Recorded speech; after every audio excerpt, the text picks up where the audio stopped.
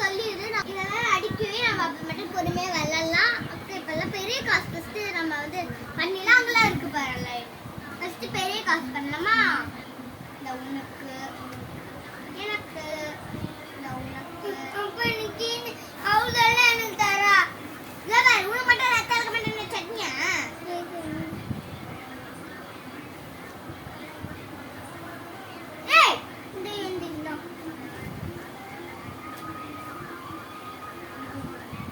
அவ்வளவுதான் காசு காணும். எனக்கு ஒரு ரூபாய் பரவாயில்ல குடுறே.